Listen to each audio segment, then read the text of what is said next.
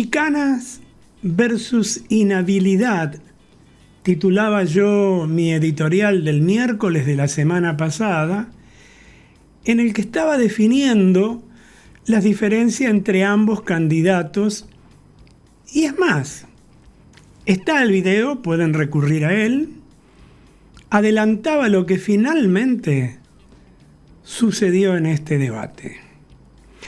Massa logró una ventaja interpelando a un Milei que no aprovechó para criticar la gestión del gobierno kirchnerista. Le falta oficio. Y quedó flotando en el aire, sobre todo en el primer bloque, donde por consejo de los asesores en campañas negativas brasileños de Massa, le tiraron 2 o 3 formatos. Y arranca Massa en su tiempo en el por sí o por no. Y apareció un Massa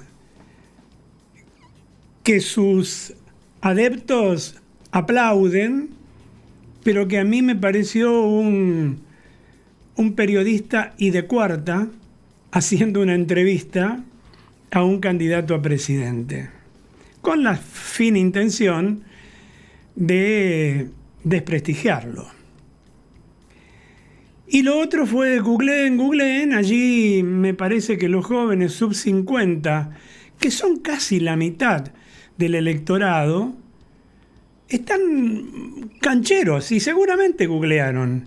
Y al hacerlo, creo que se encontraron con muchos archivos de Massa. O sea, se equivocaron allí, porque hay mucho más material histórico que obviamente no resiste la figura del ministro candidato. Y son mucho más frondosos, obviamente, porque Massa lleva 30 años viviendo del Estado y de la política. Y más que el Milei, carpetazo mediante, que apenas hace 2 años irrumpió en política a través de los sets de televisión, como tantas veces contamos en este programa.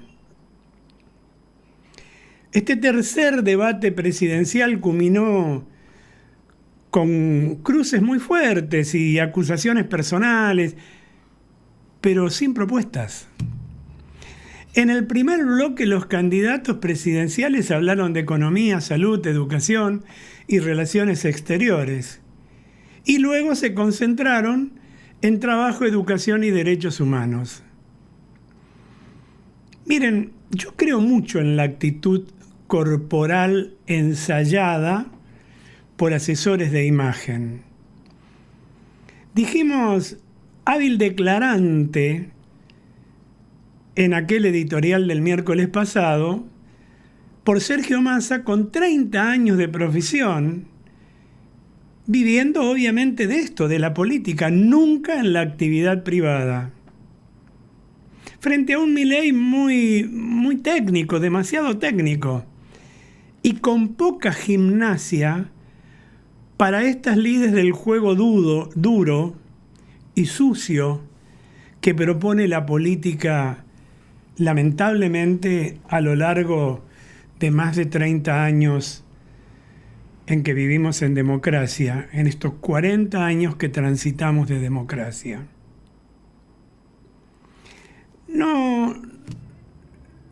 Milei no explotó los desaciertos de Massa como ministro, como sí lo había hecho Victoria Villarruel, siempre la tengo a Donda presente, ¿no? Porque Donda también es como Massa, estuvo en todas partes y con todos los colores políticos, como Massa. Decía Victoria Villarruel, la candidata vice de Milei, tiene un poco más de gimnasia. Y vi un Massa que, a pesar del coacheo que tenía, recurría a los tics que quienes estamos frente a una cámara o a un micrófono mucho conocemos cuando nos quedamos sin argumentos. Massa recurría a la botellita de agua, al simular que escribía, y se notaba demasiado que no escribía nada, pues nadie puede escribir a esa velocidad. Y nada contestaba respecto de lo que escribía, en definitiva. Y en el por sí o por no, Milei entró en el juego desestabilizador. Ahora, si ustedes observan, cuando un Milei al que le faltan todas las picardías que le sobran a los políticos de raza, no le quiero decir casta, cuando Milei le pegaba en el centro, había otra cuestión, ¿no? Además de la botella de agua, de hacer como escribía.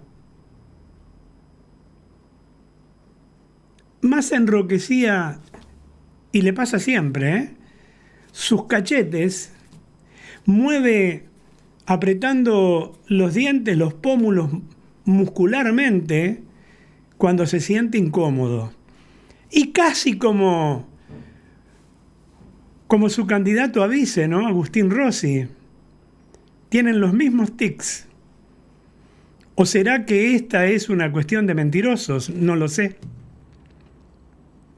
El coacheo de los brasileños no orientaba a un Massa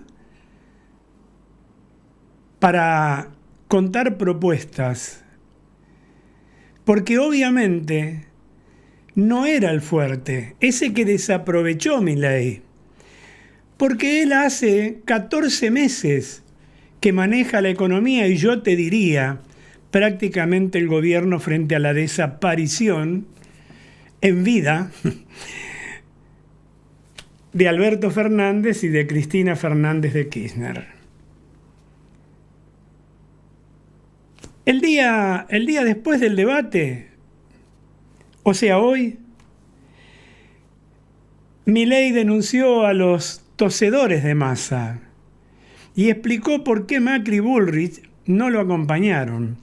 Y Macri y Bullrich no tendrían por qué haber estado allí, porque tal como lo dijo Milei, pertenecen a otra fuerza política. Es como si los radicales hubiesen estado, o si como la izquierda hubiese estado presente, yo qué sé. Y lo de los tosedores también es un consejo de los asesores brasileños. Trataron por todos los medios de desestabilizar emocionalmente a quien había estado vacunado, entre comillas, para no llegar al éxtasis o a la iracundia que solía tener en la campaña cuando cosechó tantos adeptos, tantos como para estar precisamente en estas elecciones finales. El candidato libertario se mostró hoy satisfecho por su presentación, dijo que su rival político buscó provocarlo toda la noche para sacarlo de eje, pero claramente no lo consiguió, ¿no? Además, aclaró que haber aceptado responder el interrogatorio al que lo sometió Massa, tipo reportaje periodístico, al que en el ítem de economía o el economista dijo que pueden haber parecido inocente, pero fue funcional a su estrategia. La verdad que no creo, pero salió airoso. Sin embargo, nada de esto va a mover el amperímetro. Y aparecieron, obviamente, por ejemplo, los tenedores de planes sociales, los piqueteros, a desparramarse a lo largo y a lo ancho del país para tratar de repartir boletas votándolo a Massa. Mientras Cerruti hoy decía sobre Milei, no tosan, por favor, que se desequilibra. Apareció Cerruti, mirá, estaba. Y bueno, ni te cuento lo del Vasco de Mendiguren, el íntimo amigo de Cristina, sin embargo que está alineado con Massa y en el Ministerio de Economía. Dijo que Massa mostró que de alguna manera marcó la diferencia en el debate. Ahora no niegan el ajuste ni la quita de derechos. ¿Y por qué, digo yo, si según el Vasco,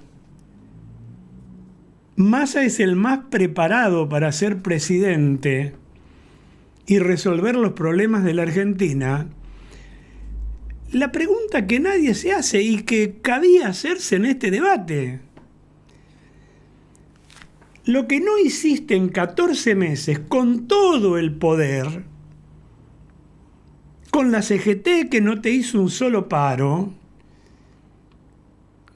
¿por qué te vamos a creer que sí lo vas a lograr de cara al futuro? Bueno, mi impresión sobre el debate es esta, y lo que yo creo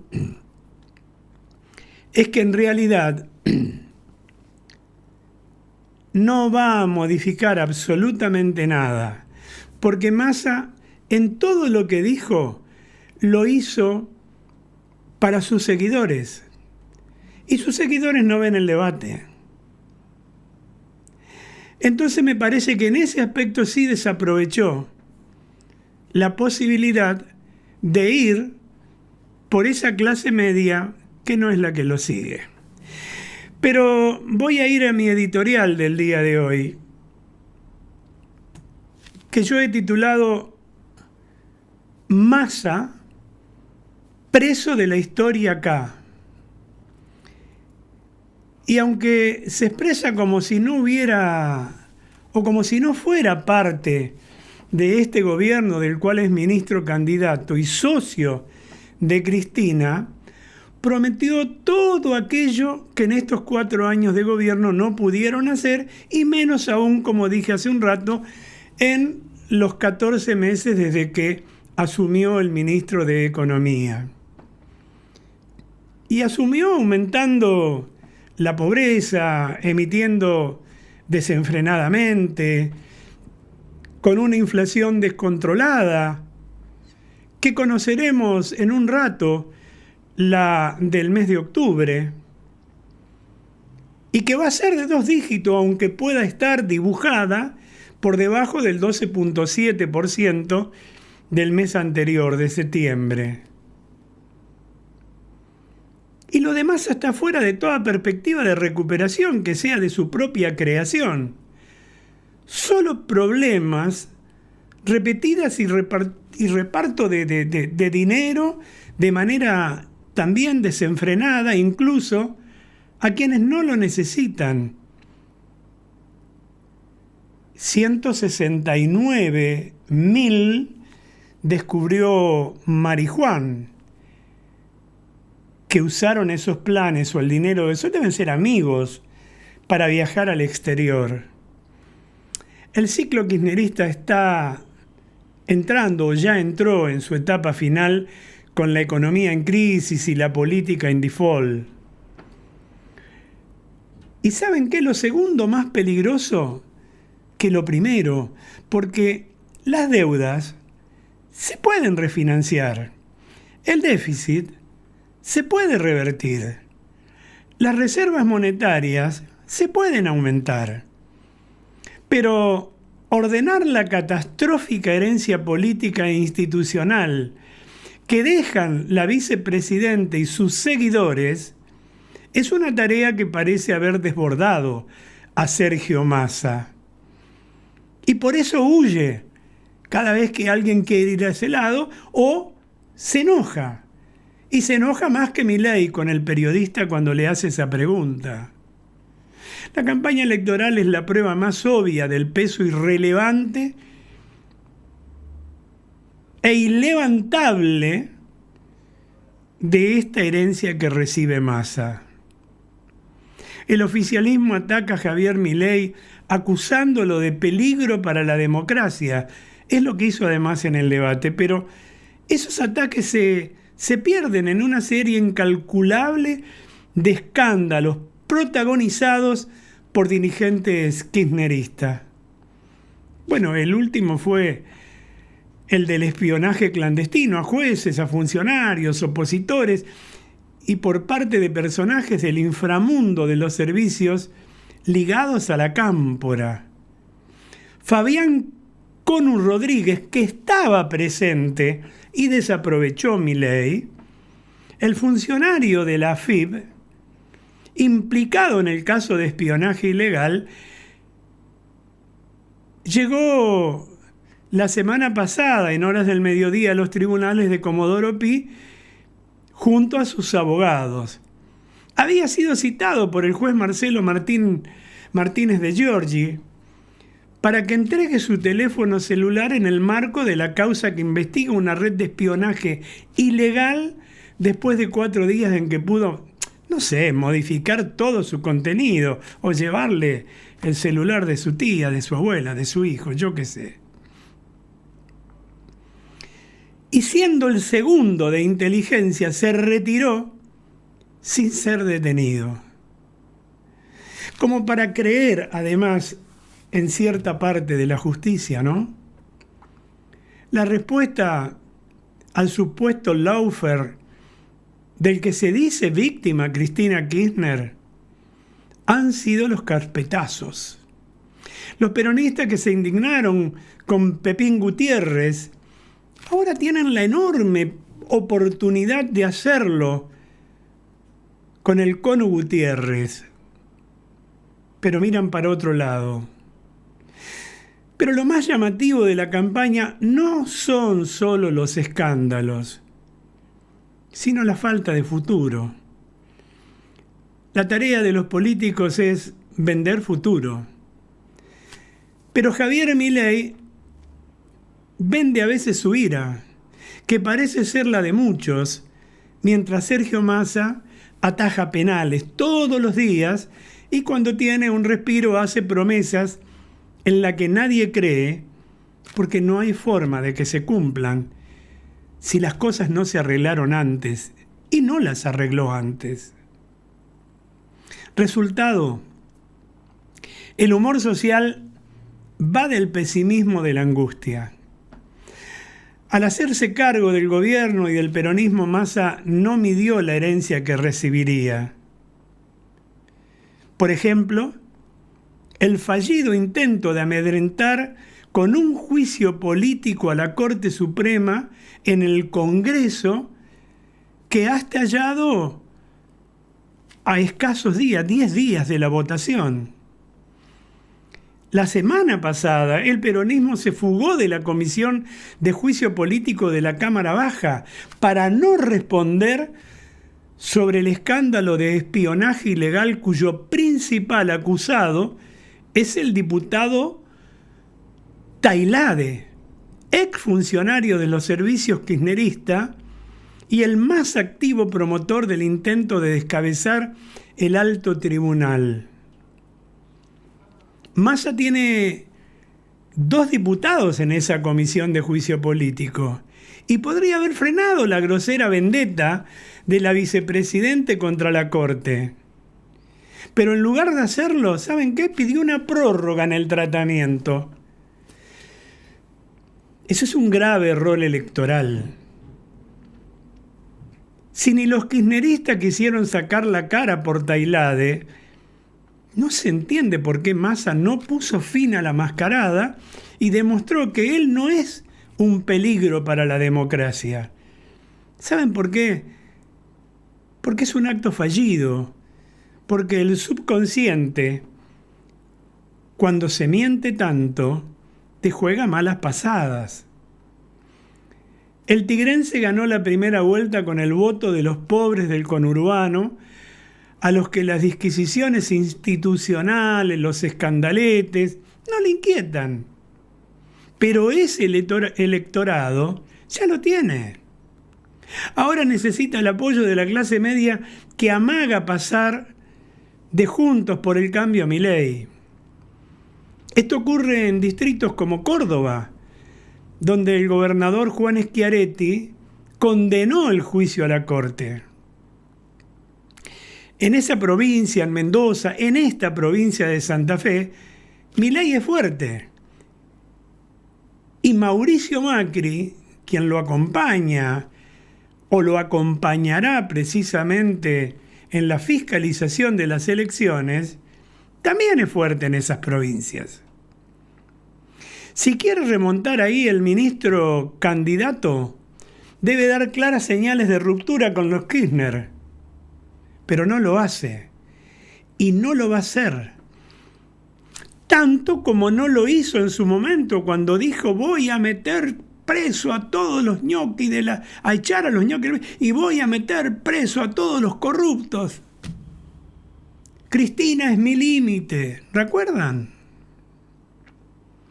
Esconde a Cristina, esconde a Máximo, mientras se preocupa por difundir el respaldo del Museo de la Irrelevancia donde vive un Urtubey o un Freddy Storani, radical que votaría Massa. En suma, no le faltan fondos para repartir, sino decisión política en un momento crucial de la campaña. Apuesta a ocultar al kirchnerismo, pero esa herencia lo puede hundir si no toma distancia a tiempo, y no la puede tomar, porque está obligado. Los votos aún son de Cristina. Y no va a poder hacerlo, porque él mismo forma parte de esa política que ya está agotada en la República Argentina. Y como recordó Victoria Villarruel en su debate con el candidato a vicepresidente Agustín Rossi, Massa no puede ocultar que para el kirchnerismo justicia, derechos humanos y transparencia es la muerte de Nisman, los bolsos de López, el vacunatorio VIP, Isaurralde y sus yates, la AFI paralela, las tarjetas de débito de Chocolate Rigó, la tragedia de Once, Emericiano Senda en el Chaco, el pacto con Irán, las fiestas en Olivo mientras estábamos en cuarentena, los juicios por la expropiación de YPF que nos va a costar 15.000 millones de dólares, Sueños compartidos, el curro de Eve Bonafini, ¿se acuerdan? Aníbal Fernández y la efedrina, el misil y las balas que se le perdieron a Agustín Rossi, Milagro Sala en Jujuy, votando junto con Morales, qué coincidencia, ¿no? A Massa. Y los sobreprecios de AISA, cuando Malena Galmarini compró las 600 camionetas Kangoo, que están ahí guardadas, y a $42.000 cada uno, por sobre el precio de mercado.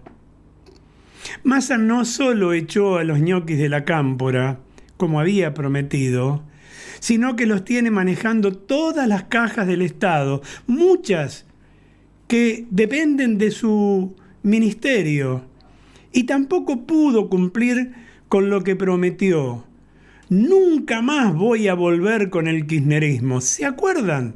Se lo había preguntado el periodista Rial. Frente a todos estos datos de la realidad, ¿cómo se puede confiar en las mismas promesas hechas por las mismas personas? Y esto, amigos, que acabo de decirles, es información, no es opinión. Porque siempre la decisión para votar, para elegir, es tuya. Y vos lo sabés.